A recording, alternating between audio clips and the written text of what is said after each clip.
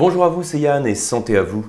Dans cette nouvelle vidéo, je voudrais vous parler de la dégustation et de la phase en particulier de l'analyse gustative. Vous savez, quand vous prenez un petit peu de vin en bouche, vous parlez des sensations que l'on perçoit.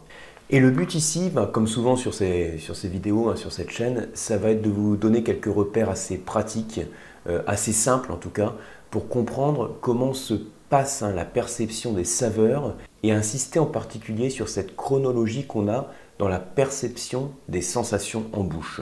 Donc ça va nous permettre d'insister sur les notions d'attaque, de milieu et de finale. Donc voilà le petit programme de la vidéo. Donc pour commencer, juste un petit rappel, c'est peut-être un rappel, j'en avais déjà parlé à une autre occasion, mais c'était il y a assez longtemps sur cette chaîne. C'est le rôle de la langue, le rôle en fait de votre palais dans la dégustation du vin. Donc ça, c'est peut-être un petit rappel. Donc en quelques secondes, sachez qu'à chaque fois que vous prenez du vin en bouche, vous avez 3 éléments qui sont perçus. Donc je les ai représentés ici de manière un peu simple. Donc 3 éléments. D'une part, les saveurs, d'autre part, les sensations tactiles et d'autre part, les arômes. Donc les saveurs qui sont captées par votre langue, ça va être les niveaux d'acidité, les niveaux de sucrosité. On peut éventuellement parler de la saveur salée. Je fais une vidéo à ce sujet-là, même si c'est rarement sur cette saveur qu'on insiste dans le vin. Ça peut être aussi la notion d'amertume. Donc tous ces saveurs sont perçues par la langue. Vous avez également des sensations tactiles. Donc les sensations tactiles, ce n'est pas la même chose que les saveurs.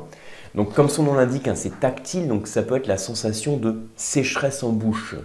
Par exemple, quand vous prenez un vin qui est très tannique, donc ce n'est pas le cas du vin que je déguste ici, mais quand on prend un vin très tannique, on a la langue qui accroche au palais. On a la bouche qui s'assèche. Et cette sensation d'assèchement en bouche, c'est une sensation tactile. Sensation tactile, ça pourrait être aussi la température du vin. Ça pourrait être aussi le niveau d'effervescence. Donc tout ça, ce sont des sensations tactiles. Et ensuite, le troisième pôle qu'on perçoit en bouche, ce sont les arômes. Alors, arôme, c'est vrai qu'on l'associe plus logiquement au nez, mais en bouche, on peut percevoir aussi ces arômes en rétro-olfaction.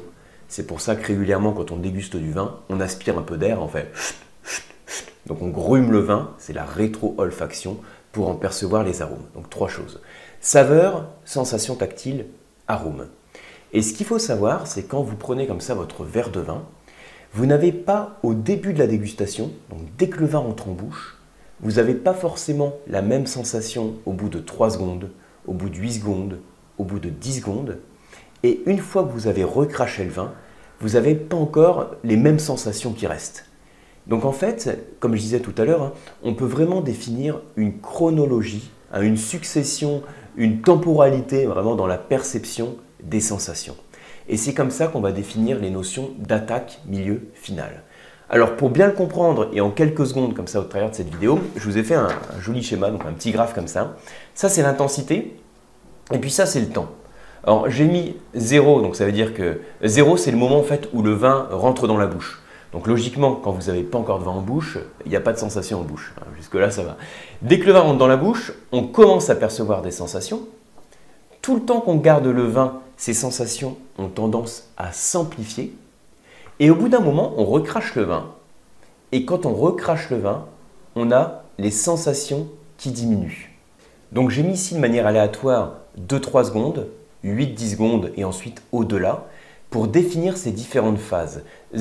Entre 0 et 2-3 secondes, on va dire, pour donner un peu des repères, c'est le moment où le vin rentre en bouche et on commence déjà à percevoir des sensations. Ces premières sensations que vous percevez, ça constitue l'attaque du vin. Ensuite, vous gardez un peu le vin dans la bouche, vous le mâchez, éventuellement vous le grumez, comme je disais tout à l'heure, vous aspirez un peu d'air, donc on le mâche, on le grume, et là on a d'autres sensations qui apparaissent. C'est le milieu de bouche. Et le milieu de bouche se finit à partir du moment où vous recrachez le vin, où vous l'avalez, en tout cas à partir du moment où vous n'avez plus de vin en bouche. Et donc là, on est à un pic de sensation, on recrache le vin et on arrive sur la finale. Donc AMF, ça veut dire attaque, milieu, finale. Finale, on a les sensations qui déclinent. Donc ça, c'est le premier truc à retenir. On a cette forme de chronologie. Dès que le vin rentre en bouche, attaque.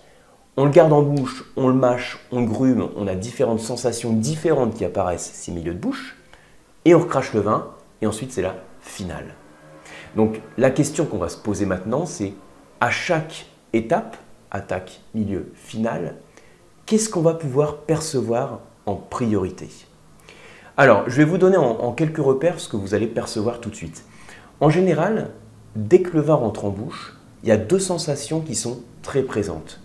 D'une part, c'est l'acidité et d'autre part, c'est le sucre. Pour aller même, alors acidité et sucre, c'est les saveurs, et je pourrais dire aussi qu'il y a certaines sensations tactiles, c'est par exemple l'effervescence. Donc si vous dégustez un vin tranquille, c'est-à-dire un vin qui n'a pas de bulle, là on ne parle pas d'effervescence, mais dès l'attaque en tout cas, l'acidité, la sucrosité, l'effervescence éventuelle, la température du vin, ce sont tout ça qu'on va caractériser, toutes ces sensations qu'on va caractériser tout de suite. Et ensuite, quand vous gardez le vin en bouche, vous commencez à le mâcher, vous allez percevoir une sensation que vous n'aviez pas en attaque, une sensation qui caractérise le milieu de bouche, qui est alors soit une légère perception d'amertume, alors je précise, tous les vins n'ont pas forcément l'amertume, mais également une sensation tactile qui peut être liée aux tanins. Donc les tanins qui assèchent la bouche, qui créent éventuellement de l'amertume. Tous les tanins, là encore, ne créent pas de l'amertume, mais c'est une saveur qui peut y être associée dans certains cas. Et puis vous allez percevoir l'acidité et la sucrosité qui vont rester en bouche, donc vous allez percevoir l'équilibre entre ces deux saveurs, entre l'acidité et puis le sucre. D'autre part, en mâchant le vin et en l'oxygénant, c'est là aussi que vous allez caractériser le mieux les arômes en bouche. C'est là qu'ils vont être le plus intenses. Donc ça, c'est le milieu de bouche. Et ensuite, quand vous recrachez le vin, vous avez des sensations qui restent. Donc là, on n'a plus de vin en bouche. On recrache le vin, par définition, il n'y a plus de vin en bouche. Et pourtant, il reste quelque chose. Et ce quelque chose, c'est ce qui caractérise la finale du vin. Ce quelque chose dans le vin, il est de deux ordres. Ça peut être encore des sensations gustatives qui restent.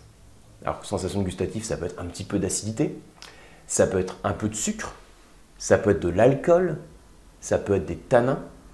En général, la sensation gustative qui reste définit le type de vin que vous dégustez. Un exemple, si vous avez un côté alcooleux qui reste en bouche, on a plutôt un vin rond et riche en alcool. Si vous avez un côté tannique qui reste, la langue qui continue à accrocher au palais, vous êtes plutôt sur une structure, sur un style de vin dit tannique. Si au contraire, vous avez un petit peu d'acidité, de fruité qui reste, on est plus sur un vin, sur la fraîcheur, on va dire, sur le fruit. Voilà quelques repères. Et au-delà, en finale, au-delà des sensations gustatives, vous avez aussi des arômes qui persistent plus ou moins longtemps. Donc les arômes qui restent en bouche, cette persistance aromatique qu'on appelle aussi la longueur en bouche, j'y avais consacré une leçon complète sur la notion de longueur en bouche. Donc là, mon but, c'est plus d'insister à un attaque, milieu, finale, qu'est-ce qu'on perçoit à chaque fois. Alors, je vous ai mis aussi, en complément de ce petit graphe, un graphe ici, donc c'est la même chose, intensité et le temps. Et là, on voit en fait différentes courbes qui caractérisent les saveurs. Ça veut dire que dès que le vin rentre en bouche, donc là il n'est pas encore en bouche, à 0 il rentre, tac, on a l'acidité qu'on perçoit et le sucre qu'on perçoit très vite, puis ces deux sensations disparaissent et on met plus de temps à percevoir la saveur amère. En fait, derrière ce temps qu'on a, cette chronologie dans la perception des saveurs, on a ce qu'on appelle la temporalité des saveurs qui a été mise en avant par Schlich, qui nous permet de comprendre pourquoi on a des différences comme ça dans cette chronologie dans la perception. Voilà, donc ce qu'il faut retenir de cette vidéo, c'est les trois phases attaque, milieu, finale. Donc la prochaine fois que vous dégusterez un verre de vin, ayez-le en tête, quand vous mettez le vin en bouche, vous concentrez d'abord sur l'acidité, le sucre éventuel. Donc si vous dégustez un vin complètement sec, ça va surtout être l'acidité que vous allez percevoir de manière plus ou moins intense. Donc c'est l'attaque. Ensuite, au bout de quelques secondes, quand vous mâchez le vin, vous l'oxygénez, vous êtes déjà sur le milieu de bouche, vous allez percevoir l'équilibre entre l'acidité et la rondeur, le gras du vin. Vous allez caractériser le niveau de tanin, retrouver les arômes et ensuite vous recrachez votre vin ou vous l'avalez. Et là, il faut toujours prendre un peu de temps une fois qu'on a dégusté et continuer à se concentrer sur les sensations qui restent. Donc là, je suis pas revenu en détail sur la notion de longueur en bouche, mais ces sensations, elles peuvent rester très longtemps. Il n'est pas rare sur des grands vins d'avoir des sensations qui restent plus de 30 secondes, voire bien au-delà en bouche. Et ces sensations, je répète, elles peuvent être liées aux arômes ou à une sensation gustative. Tout ça, ça caractérisera la finale. Donc voilà pour ces quelques repères. J'espère que ça vous permet de mieux comprendre ces trois temps dans la dégustation du vin en bouche. Si ça vous a aidé, comme toujours, merci de partager la vidéo, merci de la liker et de vous abonner à la chaîne si ce n'est pas encore fait. Et pour ma part, je vous retrouve sur les diplômes sur le vin et sur les formations sur le site lecoam.eu et sur la box pour se former au vin qui est les masterclass de la dégustation. Merci et à bientôt.